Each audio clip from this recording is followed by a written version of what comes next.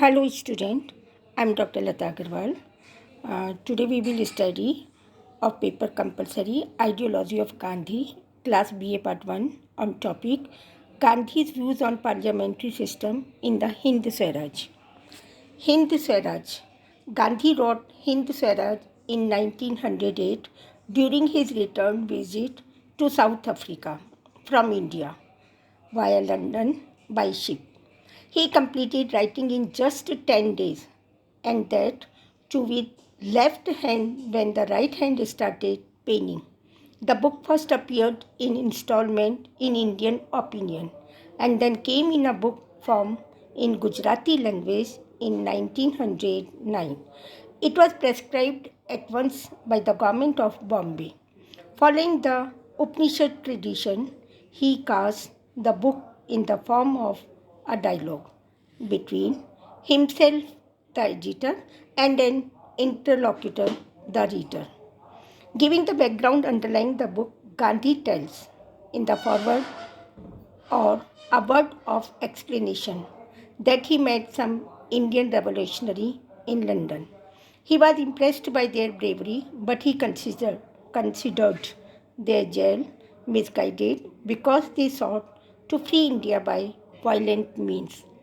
बच्चों, गांधी अहिंसा में विश्वास रखते थे, इसलिए उन्होंने क्रांतिकारियों की विचारधारा का विरोध किया। गांधी जी के हिंद स्वराज में हम पार्लियामेंट्री सिस्टम अर्थात संसदीय व्यवस्था के बारे में पढ़ते हैं। संसदीय व्यवस्था में वे टोटली उसके विरोधी थे, अविश्वास व्यक्त करते थे। उनका था कि संसदीय प्रतिनिधित्व के लिए सार्वभौम वयस्क मतदान अवश्य होता है, परंतु इसमें राजनीतिक अस्थिरता होती है और जो संसद का मुखिया या प्रधानमंत्री होता है वह अपने स्वार्थता से प्रेरित रहता है। वह वयस्क मतदान से प्राप्त अधिकारों को भूल जाता है और वह वही करना चाहता है जो उसके पक्ष में रहता है। इसलिए प्रधानमंत्री को इतनी उसकी चिंता नहीं होती है मताधिकारों की या प्रजा की, जितना उसके अपनी सत्ता को स्थिरता देने में होती है। इसलिए संसदीय व्यवस्था राजनीतिक अस्थिरता का कारण बन जाती है। जो सिद्धांत उसके लिए लागू किए जाते हैं वह पूर्ण हो जाते हैं और इसके अंतर्गत लोकतंत्रवाद की या प्रजा के मौलिक अधिकारों के हनन होने की पूरी व्यवस्था बनी रहती है, या फिर हम कह सकते हैं कि ऐसा विश्वास अभिव्यक्त किया जाता है कि कभी भी लोकतंत्र का हनन हो सकता है।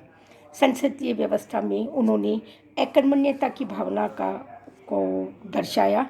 उनका कहना था यदि मतदाता समझदार होता भी है तो भी वह संसद को प्रार्थना पत्र दे करके या संसद से अपने अधिकारों की मांग करने का प्रयास करता है, लेकिन यह प्रयास तभी सफल होता है जब प्रधानमंत्री उनके पक्ष में होता है। संसदीय व्यवस्था के अंतर्गत जो भी प्रतिनिधि वयस्क मताधिकार के माध्यम से चुन करके वहाँ जाते हैं वे उनमें एकता का अभाव होता है। दलबंदी बढ़ती जाती है, परिणामतः संसद के निर्णय में देर होती है। ऐसे विचार, ऐसी भावना की अभिव्यक्ति गांधी जी ने हिंद स्वराज के अंतर्गत पार्लियामेंट्री व्यवस्था के बारे में दी है।